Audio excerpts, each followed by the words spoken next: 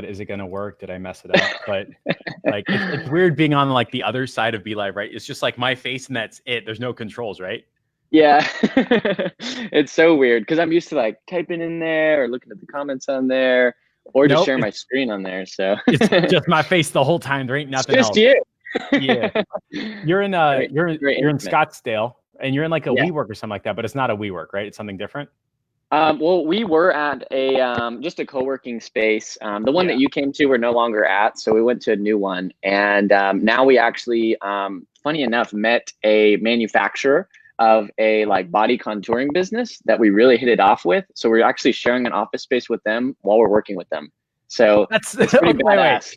Was that like literally, was that like look at this. Like the machine's like over there in the back. I'm in like literally a treatment room right now. So it's pretty cool. Crazy. Wait, Yeah. was that purposeful or but just by like accident? No, man. It was just networking connections, man. So like when I first moved out here to Arizona, like I didn't know anybody. And so like we had kind of built our business from scratch when I was in college. And then like we thought when we were gonna move, things were gonna go like super smooth, super simple. And then like we moved here and things just started collapsing, right? And I'm sure we'll kind of go back, and talk about it. But like, oh man, it was like the hardest thing we had ever went through because like we were not financially secure before our agency was blown up. And then it started to grow, and then we got kind of confident because when you start to make, a lot of money, it kind of like makes you want to, start looking forward, keep moving, and get that momentum to continue. And so we moved out here. Oh, I think hold on. We lost the audio. That's what happens when we do it live. Did you just get the noise of like, hey, there's no battery? Is that what happened? That's hilarious. All right, guys. Now you know that we're like, this is a real interview and neither of us are real experts. We're just real life human beings. That's so funny. So I think there's a way. Okay, this is what I think you have to do. I think you have to log out of Be Live and come back. And when you can come back, it'll do the right audio, I think. But hold on, before you do that, okay, he did it. It was just you and me, guys. So Jordan's headphones ran out of battery. Look at that. We'll just clip this out before like we put it on YouTube or something. What's going on, everybody? Yeah, hold on. I'll bring it back. I literally, there you go. You were like, wait, before you go. All right. Am I good now? Can you hear me? Yeah, you're good. Okay, sorry about that. Anyway, dude, I have the hardest time with Be Live. They need to make something better than this. But what was I talking about? So we got kind of to the point where we moved out to a fresh new area, kind of hit the reset button. And when we moved out here, it was like, we thought we were going to just continue to grow. We were already doing like 20, 30K a month. And then like we moved here and everything just started failing. Like, we were losing clients. We got into that bad situation that anyone who watched the Katie interview maybe knows about. We'll talk about that here in a bit, I'm sure. But things just started getting really rough. And we realized that like, we didn't know anyone in our area. So it was like really crushing our confidence because we were trying to still like get clients from just online methods. And like, I think, when we really started like getting more connected in our area, getting more comfortable and making more connections was when like we started to kind of build a little bit of more of a foundation when we started moving forward. And so made some good connections and things are going great now. So let's take a step back. So you graduated from where? Texas Tech. So Texas went there. Tech. Yep. College Station, right? It's Lubbock, Texas. So Lubbock, Texas. Okay. So went to school in Lubbock, Texas. You got your degree in what? I switched around a little bit. I started in like physical therapies, hopped around a little bit, but I ended up in psychology with a minor in business. So have you ever seen the show The Prophet by Marcus Lemonis? Yes. Yeah. The secret billionaire that nobody talks to or listens. Yeah. Right. So that was like something that I always had interest in. And like, I always loved learning about psychology and how the brain works and stuff like that. But I realized like, if I was going to become like a psychologist or a therapist or something like that didn't really interest me. And so like, I remember like during that time, I started researching a lot of ways that I could put my degree to work in the future. When you go through that first maybe couple of years of college, you're like, what the hell am I going to do? And so I literally researched like top 10 things you can do with a psychology degree. Like somewhere in there was something related to like, I guess business, a business psychologist development, something like that. And I saw like you can make more money with that than you could do other things. So that's when it started to pique my interest. And then I started to watch, you know, like Marcus Lemonison's shows like that. And like, there's always something I wanted to do, but they didn't teach me that in school.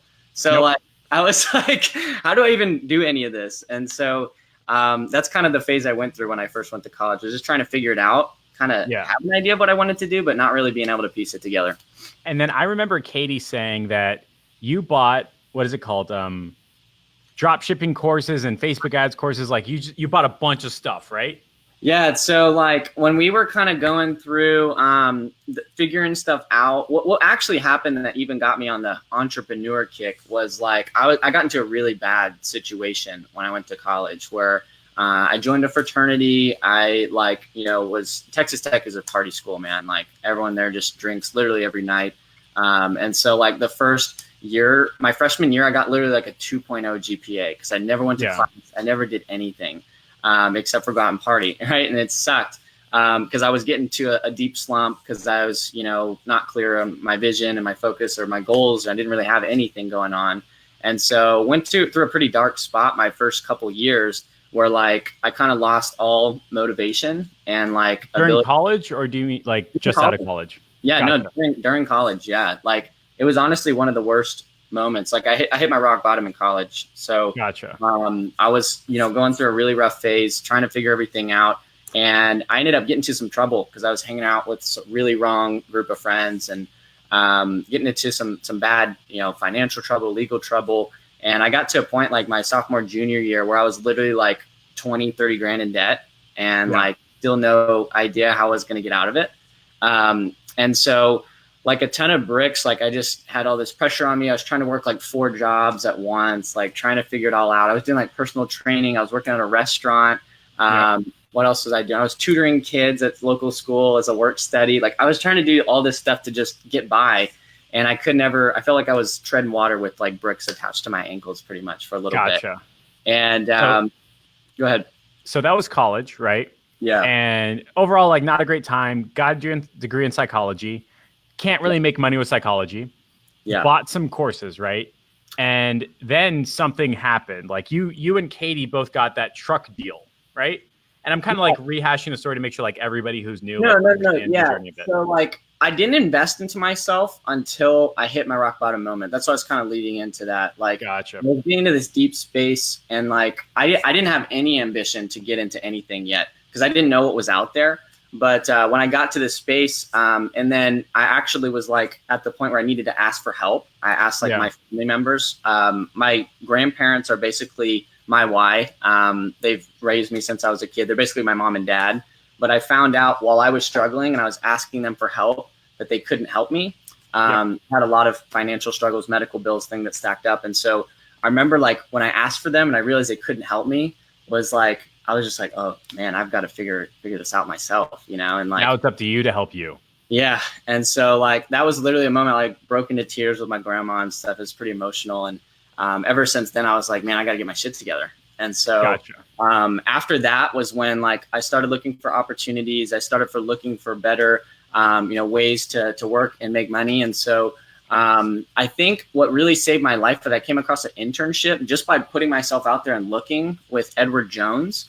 And then that's where I think my personal development started to kick in because I got into there, actually got somewhat of a mentor who was a financial advisor that was just kind of coaching me through the process. And I quickly realized that it wasn't the person who knew all the stocks, bonds, mutual funds stuff. It was the people who could go out and talk to people, knock on doors, and sell stuff. And so I kind of like, I sucked at it when I first started, but I realized I could probably learn if I studied something. So that's when I kind of got into like personal development. I was like, okay, I need to go figure some stuff out. I don't really know anything, but this guy gave me a book, started reading it, and then that's like kicked my motivation to go look at more stuff that was out there.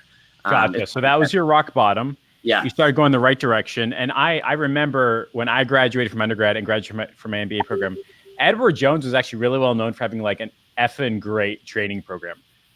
leadership development, associate analyst, management program. Like they're really, really good at that.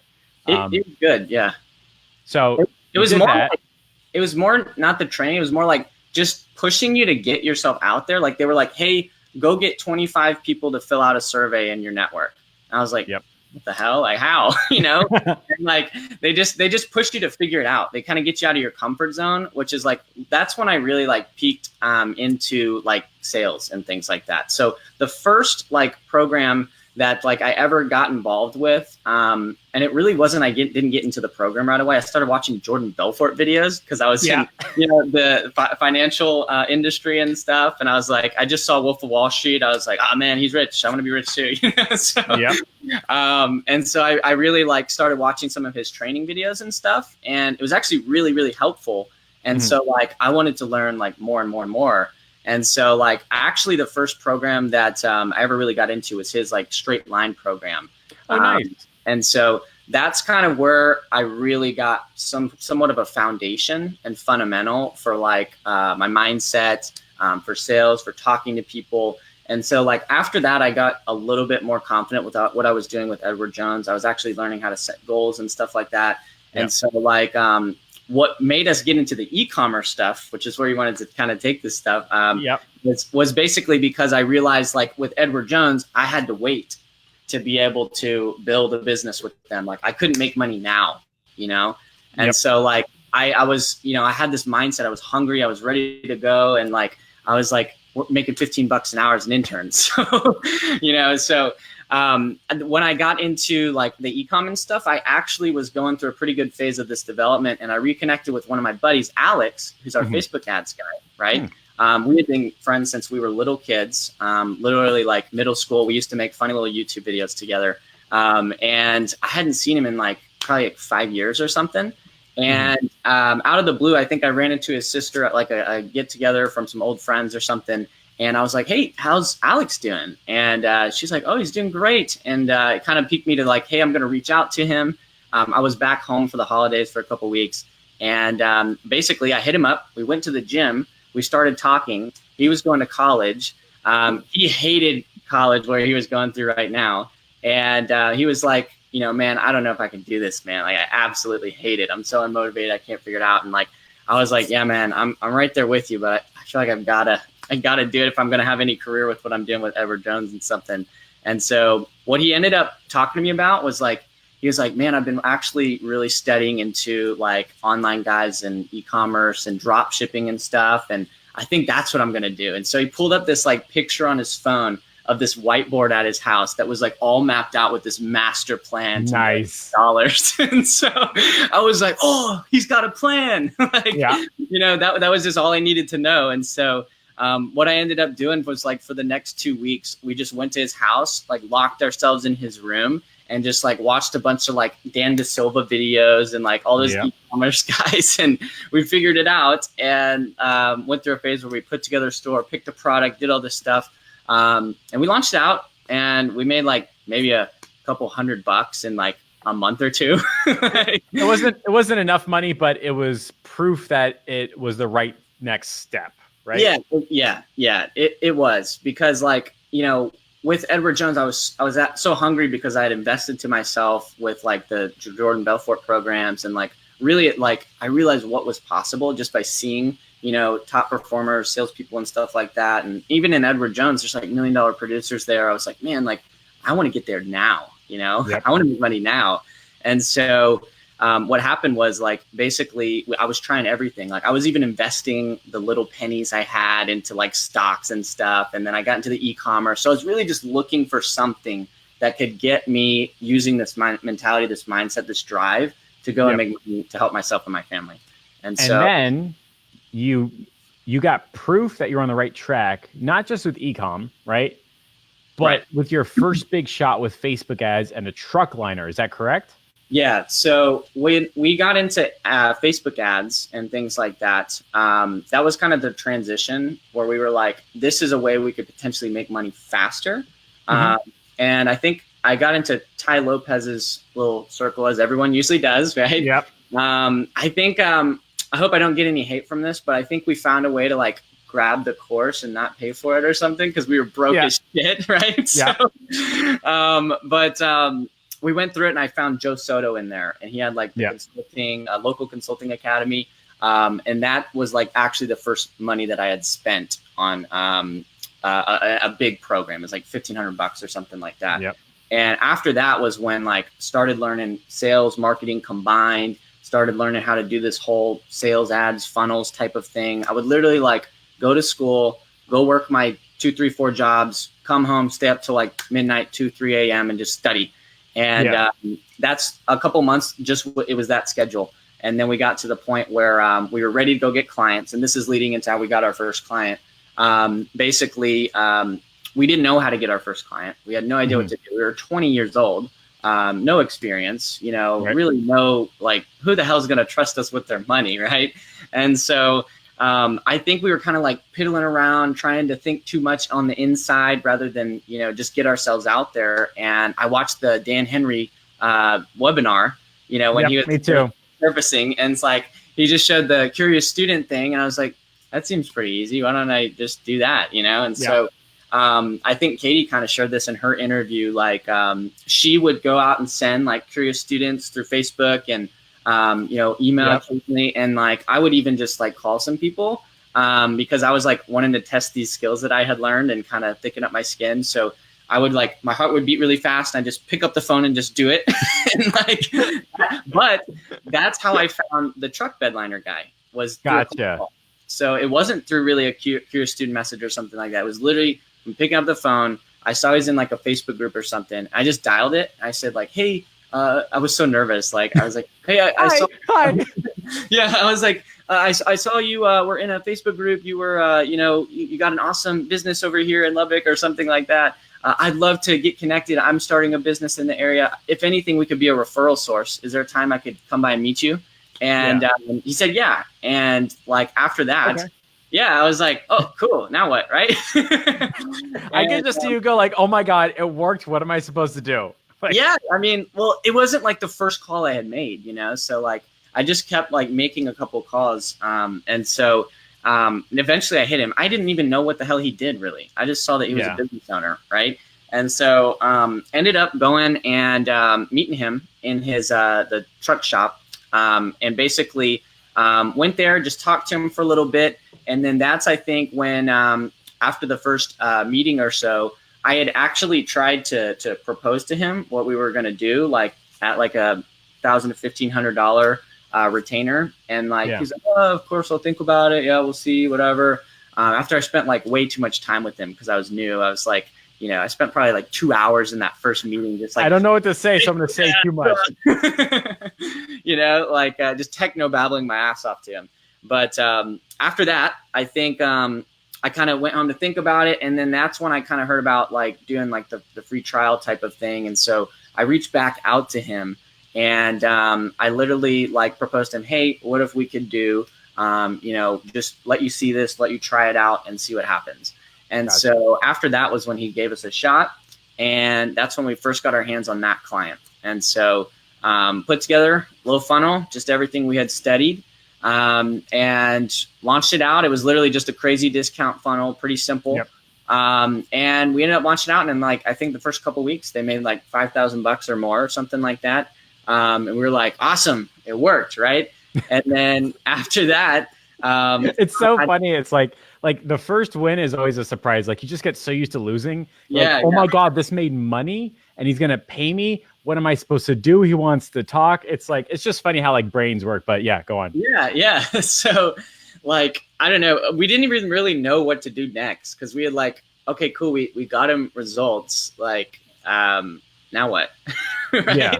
And so like, I think, after that, I was still studying like a lot of the Jordan Belfort type stuff and trying to figure everything out. And so I came back to him and like basically broke down the numbers. This is what worked for us time and time again to get to 30K a month. We would do these free trials. And at the end of it, we would basically break down the numbers and show the potential. Like I would always show them the numbers. I would never like just say, hey, we did awesome. Like, let's roll. I would literally say like, here's exactly what we spent, what we did. Here's what the potential is with our costs, without our costs. And I would literally break down all of the details. And I ended up having that in. I presented it to him. I showed it to him. I say, hey, I'd love if you could, give us a shot for this first month. And at first, I'll think about it. We'll see, And so what I did, I was listening to some Grant Cardone at that time, and I was like drilling that to my head. He's like, follow up, follow up, follow up, follow up. Yeah. And literally that same day, I was like, okay, great. Like, I'll touch base with you here in the next couple of days. But literally later that day, I ended up just giving him a call, and I said like, hey, did you have time to think about it or something like that? Yeah. And I'm like, your office is right on the way back from wherever. I was coming back from school, actually. But I said, like, I have another meeting or something. And so on the way from my office. Like, yeah. And so I ended up coming back to see him. And I was like, so, what do you think, basically? Like, kind of just following up and going in. And that's when we signed him on. So that was, like, really the first big client that we had signed on. So it was, like, super exciting. That's so cool. So they paid you money. Or sorry, you did a free trial. It worked. Yeah. You showed him the numbers. He paid you money. And just kind of take a long story short, because I really want to focus on where you are with your new agency. Right. You ended up signing on a bunch of franchises. Yeah. You couldn't prove that it was working. Yeah. You went from 0 to 30K lightning fast and then lost it all really effing quickly, right? Yeah, exactly. Like it went from, oh no, just like that, right? Yeah, because we took that case study and we scraped a list of all the other franchises, and we sent out the case study like a stupid little video. I spent way too much time doing it. Sent it out to list, got 2 responses, and then next 3 months, 30K a month. Just keep them free trial, sign on, free trial, sign on. And then, like you said, like I said at the beginning of this, got the momentum, moved out to a new state, thought we were just going to get super rich, had our plan to $1 million. Then everything collapsed. Right. Yeah, exactly. So you and Katie had essentially to rebuild your agency twice, right? First time it was truck bed liners, and you realized what you did right, what you did wrong. I think your low point was like January or February of this year, right? Like around the time when 10X was, or when was that? Yeah, it was February. So yeah, February. Yeah, leading to that, we were really struggling too. Like through Christmas and stuff, we were like fighting each other, like, because like when things get bad financially, it gets tough, man. Especially when you're working with your partner. So. Yep. And you also had Alex on board, right? Yeah. And I remember Katie saying at one point you guys were only doing like 5K a month, which is cool if it's one person, but there were 3, right? Mm-hmm. Yeah. At that part of your life, so let's just say Christmas, January, February, you said we got to do something different. Yep. And you're based out of Scottsdale, which has like way too many med spa owners, and there's so much money spent on just like, I don't know. I went to Scottsdale. I was like, I've never seen so many Teslas. I've never seen so many med spas. Yeah. It's every block has a face tightening everywhere you go, right? Yeah. And so you decide to rebuild everything and start focusing on these real life businesses that you can get them to know, like, and trust you. You can meet them in person and build something important. Yeah. And for people who I'm skipping over a bunch of stuff, but watch Katie's interview, because the interview I'm going to focus on with Jordan right now is how you've rebuilt your agency, because you're on the front end. You're doing the sales calls, right? You're like convincing people like, hey, I'm interested. Let me pay you money, right? Yeah. So what has it been like having conversations with small business owners, salon owners, beauty spa owners, however, like they're defining a tribe of people that are like, I've been in this space for 15 years and you're 22. What are you going to do for me? Like, so how do you have those like sales conversations that lead into paying you money despite like not having, experience, case studies, results, all that stuff, right?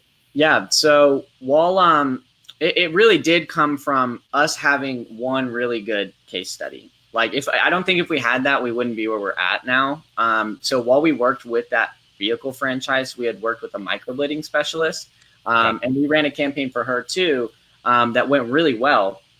She made like 11 appointments, like $4,500 in a week. She was a college student too.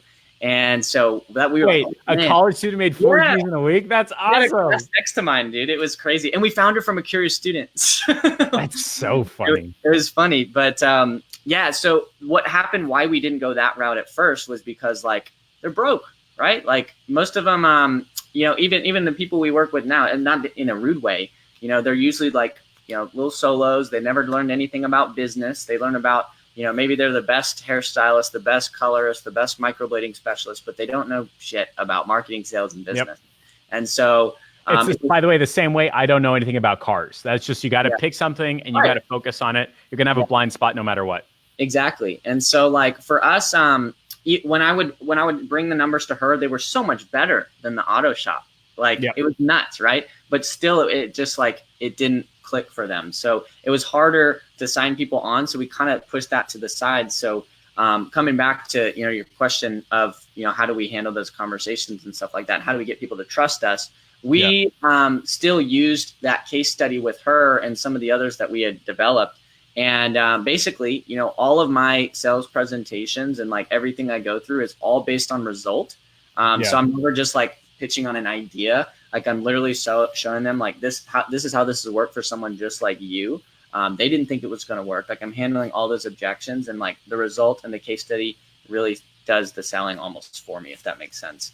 Very cool. But when we, kind of, I don't know if Katie talked about this in her interview or not, but how we made the tipping point, like maybe some of you are thinking like, how do you go from trucks to beauty industry? Like that's what I was about to ask. Yeah. So what happened was basically like, I think Katie talked about this where we were working with all these truck owners, and you can imagine the type of people who work on trucks all day.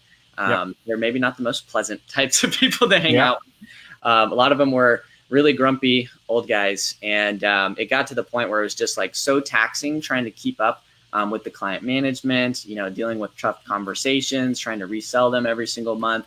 I quickly got capped out. We couldn't have grown anymore with where we were at like 20, 30K. Because I was spending all my times on the phone, just putting out fires like constantly. Gotcha. And so that's when we kind of like, we're like, man, we can't keep doing this. And so we stopped putting into the work to them.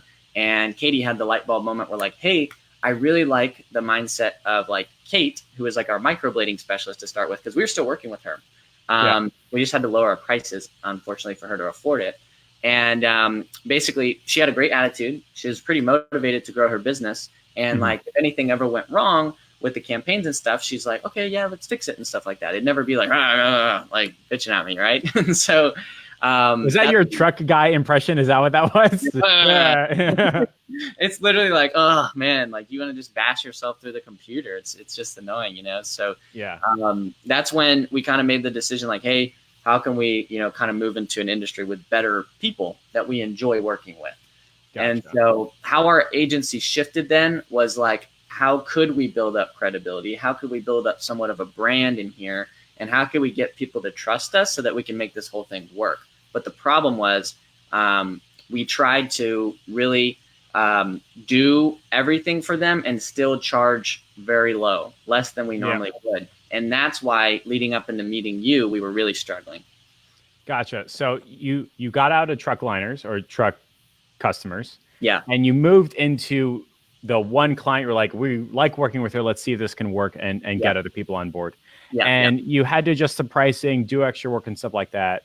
But the end result is now that you're on a different path, you have higher margins, better clients, higher retention, and you guys broke 30K a month. I think you signed like 14 clients in like 3 days or some like huge number, including like 6K collected yesterday. Something huge, right? Like your numbers are bigger than ever before.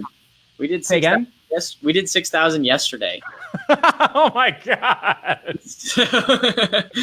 I made like a little video because like, man, things have just really unlocked. And so leading into like the strategy and stuff, which everyone is here to know.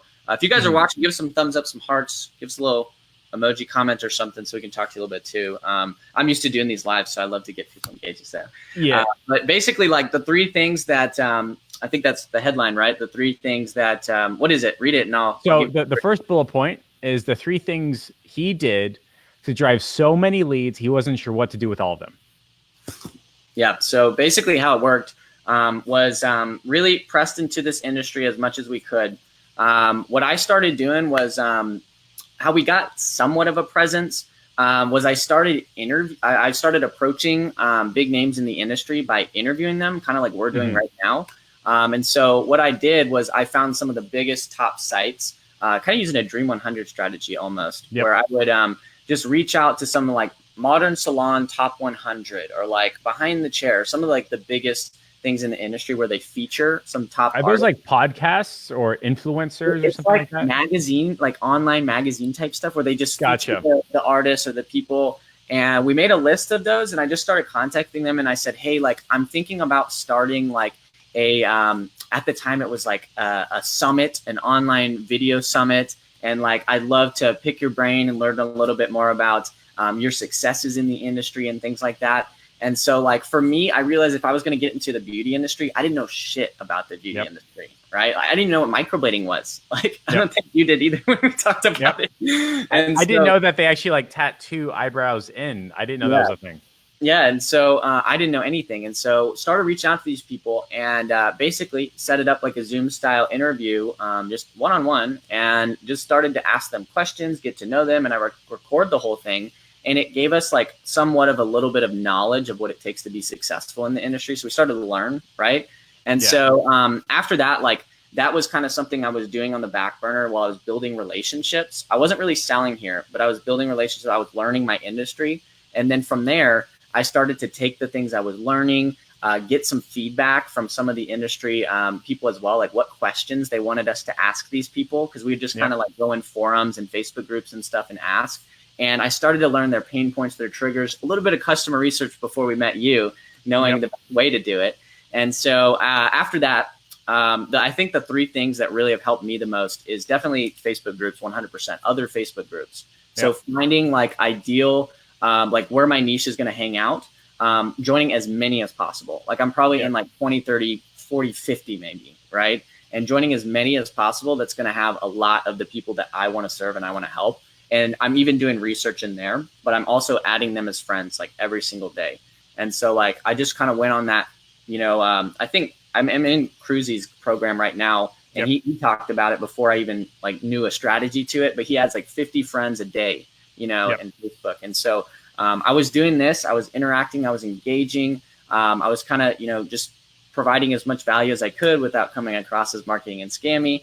And got to the point where like, you know, I was really learning the industry, really figure everything out, and then started to get like a couple clients here and there, more locally than anything. But while I was doing online work, it was kind of building up a little bit of a presence and more intellect of how I could approach people. And so how we started to kind of build before we met you was definitely networking, definitely getting ourselves out there. And things like that, but our prices were too low. It was really struggle. We were trying to do everything for the client to figure it all out. But when we started to really get ourselves out there, it was through Facebook groups, finding the other Facebook groups, and then the Facebook profile funnel, which you actually teach, which absolutely helped us a ton. I just started posting on there regularly, and I didn't even know it, but by the time I met you, I had built somewhat of a network almost, because I'd added so many people and I've been kind of doing the interviews and stuff, but I didn't know what to do with it. So when I met you, and you, like, it was the 10X growth conference. We met at a bar that night. I didn't even know who you were. You had a butt on your shirt. And, that was it.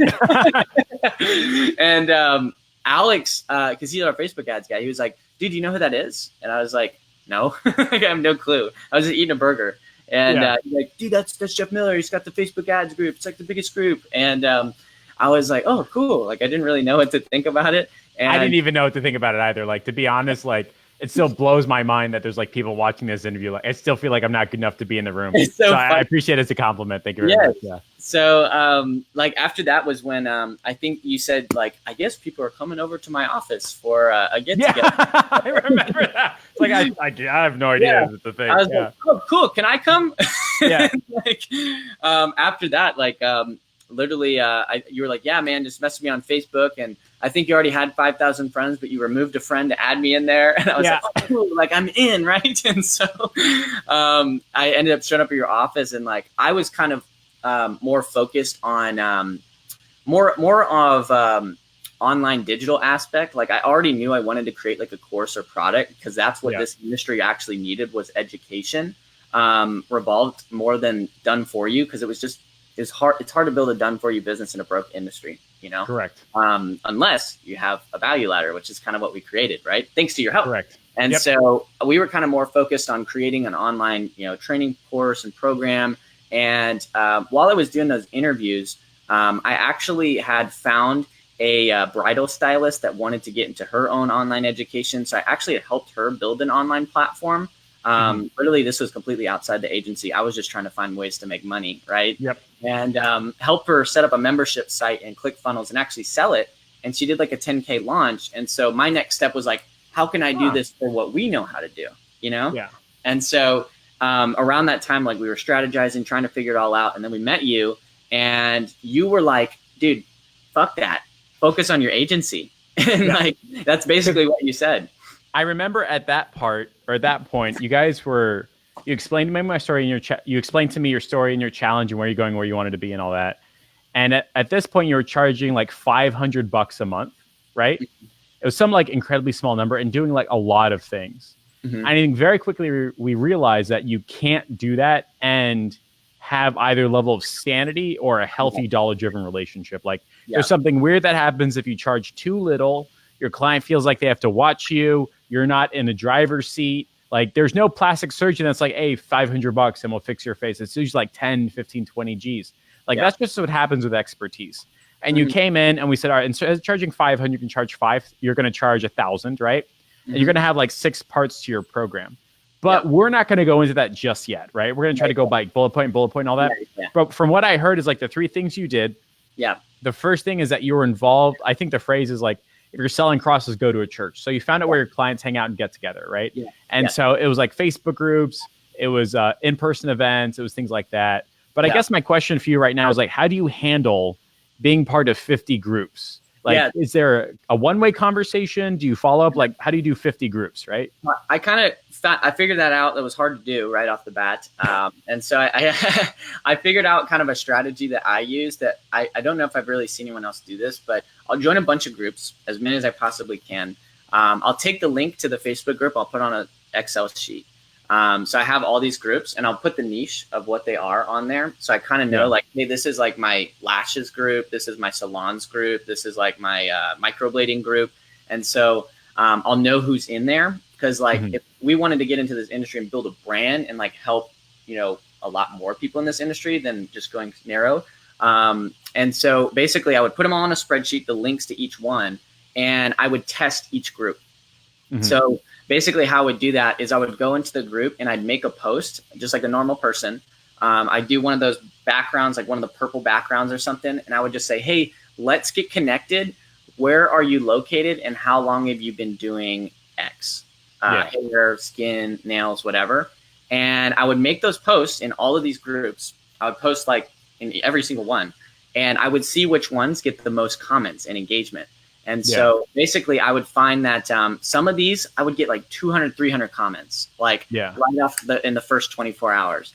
And you know how like a Facebook group works. Every time you comment, it keeps bumping it up. And so I would use these as real estate in the groups that I found were really strong groups where I get a lot of engagement on.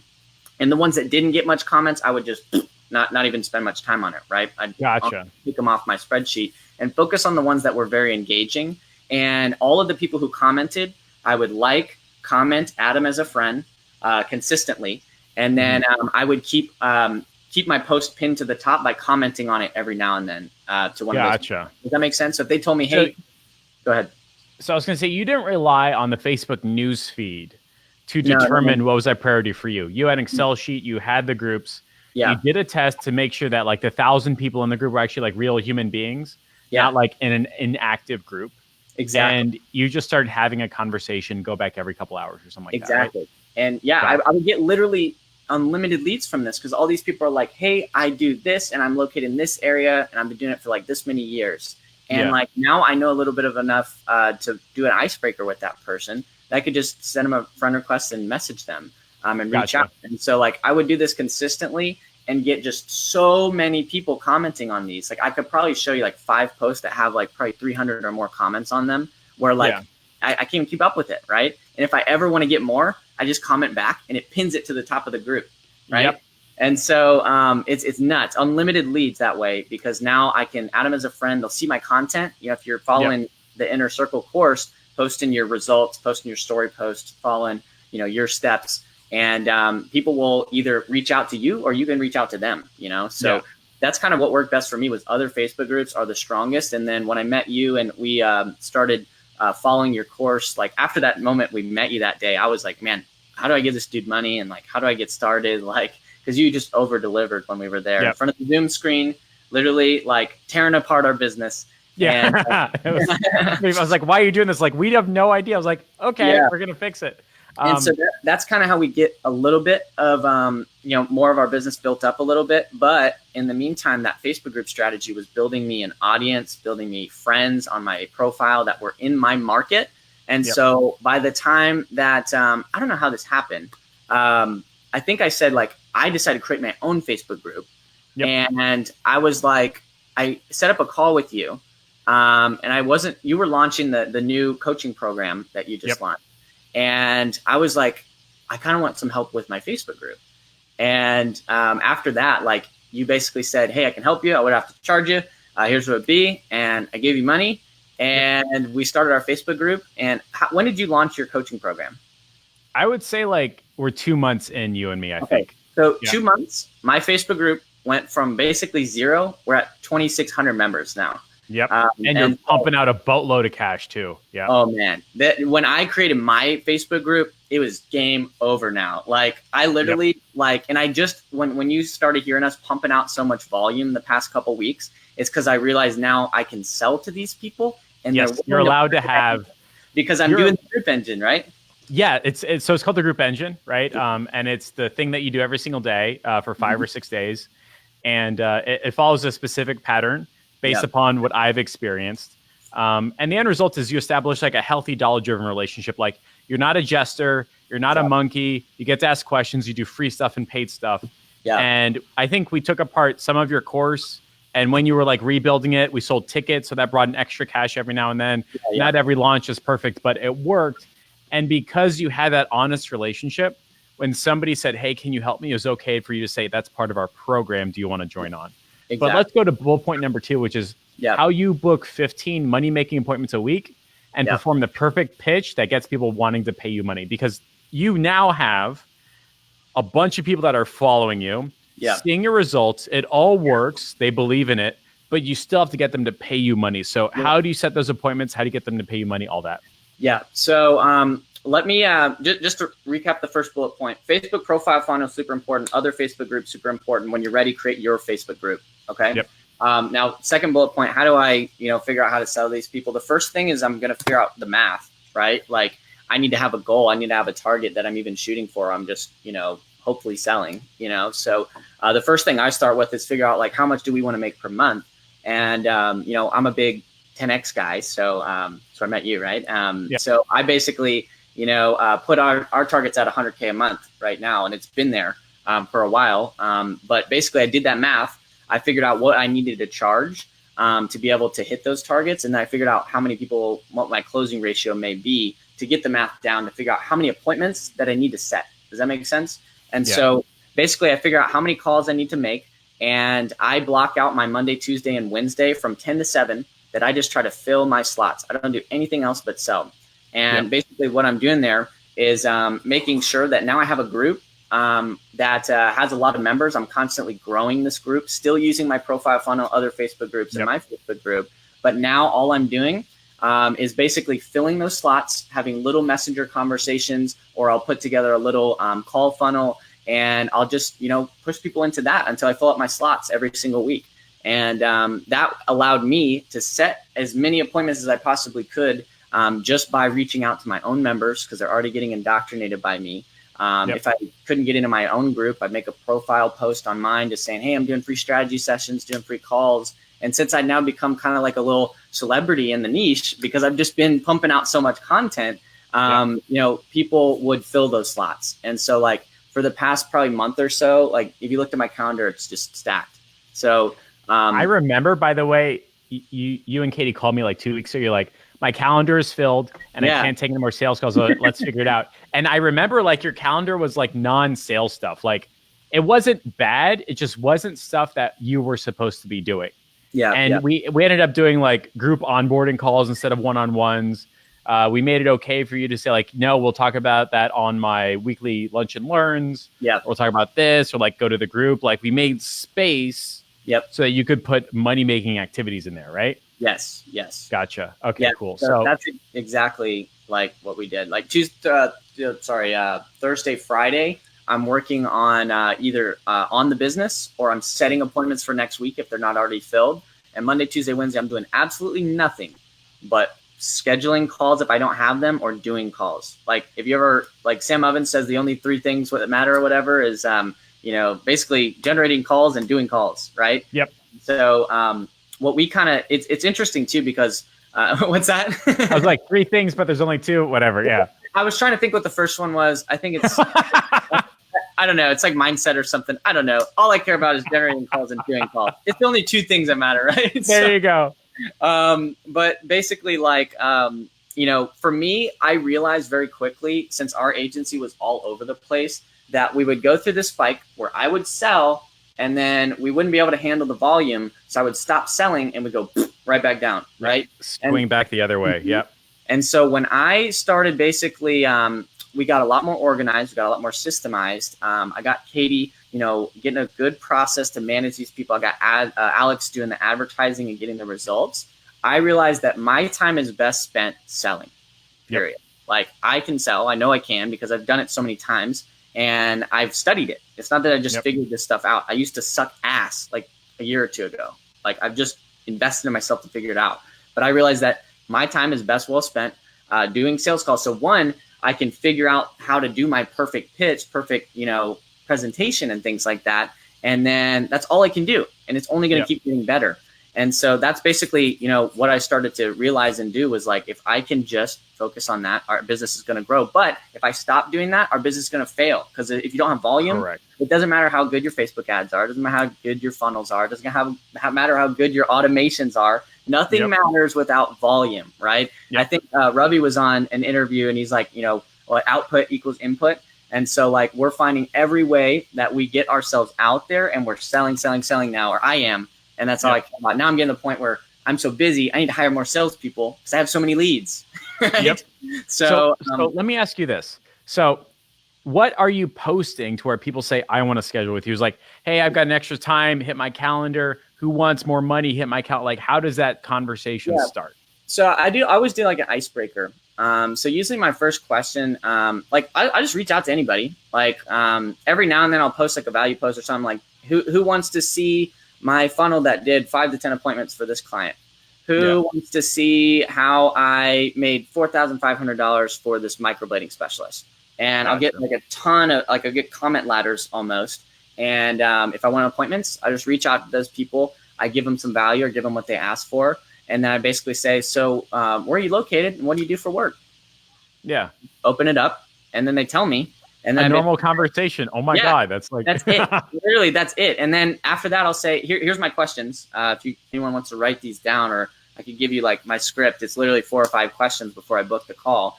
Where are you located? What services do you offer? Or what do you do for work? Is number one.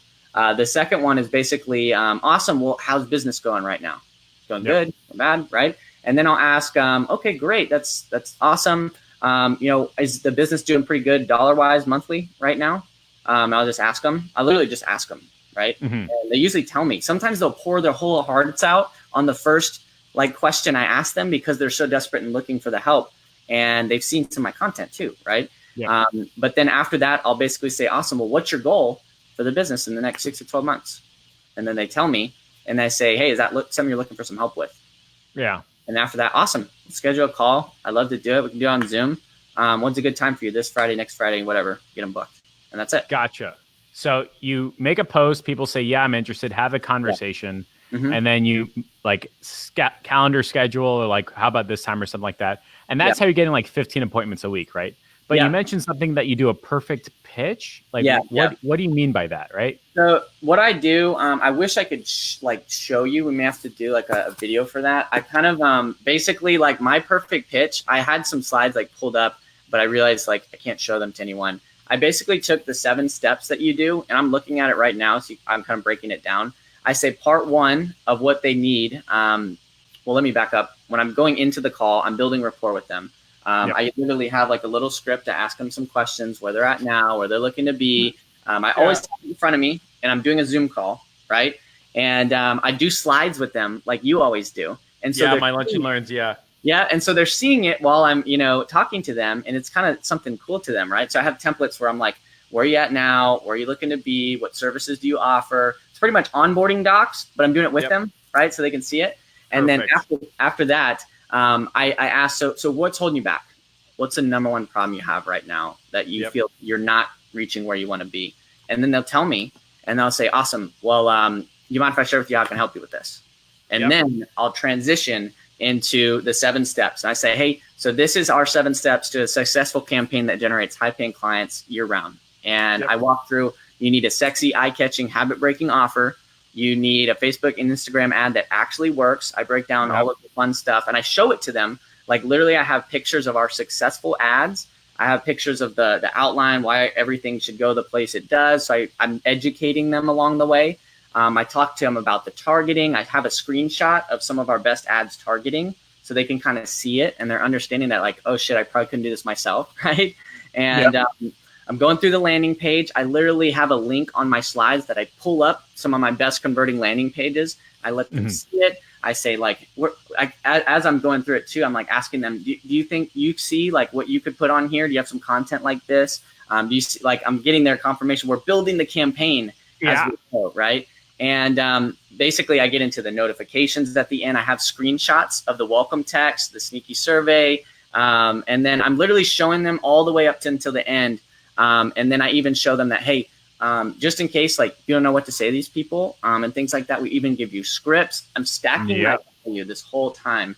And then at the end, I think I literally use the same scripts as you, which is you're also going to, what is it? Month to month, no contract, no long-term agreement. We guarantee you 30 customer opportunities. And if we don't deliver, we pay your next month, just like that. That tips a lot of people over the edge. And then I break down the cost. So I'm basically saying the average price for a Facebook ad is usually $1,000 to $2,000 a month. Down the street, that's what you have to pay for it. Average price of setting up a funnel or landing page, $1,000 to $2,000 a month. List building, email marketing, text marketing, usually $1,000 alone, right? I'm breaking all this down all the way to the cost, and then I let them know what I charge, and I give them options. So I'm basically just saying, this is what I charge. I say, hey, it's $1,500 a month if you want us to do all this for you. We guarantee the results. 30 people are going to be hitting your phone every single month. If we don't, we pay her next month. But if that seems like it may be a little bit of an investment for them, I kind of know already from what the discovery and everything. If that doesn't sound like it, maybe the first step for you, we can also teach you how to do everything I just showed you, step by step. Literally, I show you how to do the funnels, the ads, the Facebook, like all of it. We literally, you're a fly on the shoulder. You watch us set it all up for you. Successful campaigns are doing 5 to 10 appointments a month. And all we charge is a one-time investment. It's $500. We give it all to you. We get you in a private Facebook group with everyone else, a lot of other salon, beauty pros, market, microblading specialists, whoever they are. And you get a community throughout the process to help you make sure you're on track to build this as well. So which one do you feel makes the most sense for you? Perfect. And that's Fucking perfect. And, beautiful. And so like after that, I was surprised. A lot of people want the done for you. Like I give them options, and now they're like, most people would have been like, I have to think about it. No thanks. Then I'm finding a lot of people are like, well, I think that one will work. And now they've already told me that, and I've got them. Reel them in. Beautiful. That's it. So you give them 2 options. Either I'm doing it or you're doing it. Exactly. Right? Yes. So what I really like about this, by the way, is that like throughout your perfect pitch, you're saying questions like, do you see how your stuff could fit in here? Mm-hmm. Do you see how something that you could do? Mm-hmm. See how we're getting results and proof and testimonials. It's incorporating all the way through. And then you say, would you like me to do it for you? Mm-hmm. Or would you like just to buy it one time and do it yourself? And now you have every sales call, or the vast majority, turn into like an ROI. Mm-hmm. And people who could not afford you at $1,000 or $1,500, they now have an option. Everyone can afford me now because I have payment plans too. So like I close like literally almost everyone I talk to now because I build my rapport, my marketing's strong, and I get them on the call. They trust me. I didn't just pitch them. I understood them. I went through the slides. I figured out where they're at now, what they're struggling with. They're pouring it all out. And then I show them my solution. I give them options. Which one makes sense? And close everyone. That's how it's supposed to be. Fantastic. Yeah. And so the one thing that we have added on too is we took our best clients and now they're closing with me, which is nuts, man. Like, it's so easy now. Like, I do the same thing every single time, no matter who I talk to. And basically, if I'm going to try to go for more of a client, like a $1,500 a month or more, I have an esthetician that I'm partnered with, and I have a salon owner I'm partnered with. And so if I'm ever setting appointments for them, I'll bring them on my call for the time being until I train them to sell and do my presentation themselves. And they're basically, if these people are on the fence, they close them for me, because they're like, listen, I was skeptical too, you know. And like, they're basically, you know, because it's esthetician to esthetician that I'm selling to, or salon owner to salon owner that I'm selling to. And it's easy as a piece of cake. And the cool part to add on to this, so if they buy the course, they're in a private Facebook group where they're with a bunch of other people. We have like processes where we go live. We do coaching calls in there. So they're getting so much value. And then they'll upgrade if they want us to just build it for them, because they get frustrated. But now what we're doing is, for the people, the experts that we're working with, like the esthetician and the salon owner, we're creating a private Facebook group with them where they're going to be doing the coaching calls. And instead of teaching what we do, they're going to be teaching the inside business knowledge to grow a successful business. So like, our offer right now is like, everyone's like, that's it? That's as much as it costs? Sign me up.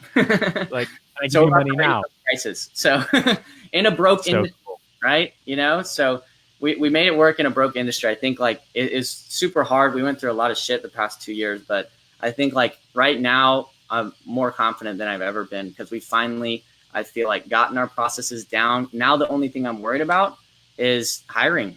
I got to figure that out next, you know, bringing on more salespeople and stuff. Yeah. You may want to talk to Mark Mike. I'll introduce later today. He's really helped me like solve a lot of those challenges down the line. Yeah. And it's not his first rodeo. It's a sales manager as a service. Yeah. But the third bullet point is, it's the one thing you did to get 10 deals without ever having to touch a client's Facebook ads or funnels. I wasn't sure what you meant. And originally it said unlimited. I was like, we can't say unlimited, right? But like, what do you mean when you say the one thing to get 10 deals without ever having to touch a client's Facebook ads or funnels? So I don't touch ads. I don't touch funnels. I don't touch anything. I focus on what I'm good at, which is selling, my presentation, and the organization of this whole operation. That's what I love to do. That's what I enjoy doing. And it's also what I know I'm the most effective at. And so what I've done, like I kind of told you, I have Katie, who like started out, Katie didn't even know what the heck automation was like a year and a half ago, right? But she's become an amazing, you know, client manager. She's our onboarding process. So we kind of break up our pieces. I'll break this down because I had this prepared too. There's the prospecting. So I've kind of gotten that down pat, right? I told you how that works. And now I've got people who are kind of helping me out with that too. I got the sales process where I'm focusing on selling. We have an onboarding process, which now you helped us create an onboarding funnel, which automates that, and it makes it super easy. So like, after I'm selling them, I'm filling out a little form on what they told me was going to be good for their campaign, because we built it along the way, right? And then I just send that over to Katie. She builds it, right? Perfect. And then now she's outsourcing it to other people who she did her SOPs for it. They're building it. So I don't touch anything, man. I just sell. Right? And then fulfillment, Facebook ads and stuff like that. It's all Alex is a master at that. Like I could never do what he does. So you know, he has researched everything there is. So he is the expert. So he does ads, and if they're going wrong, he knows what to do. He's working on finding an assistant to help him out with that. And then as far as retention, I mean, I'm giving people an optional strategy call once or twice a month, depending on the client. And we keep all of our forms of communication in a Facebook Messenger group. So that way I am in charge of kind of helping them if they have any trouble following up with their leads and stuff like that. We created a lead conversion academy that we send them to as well to automate that.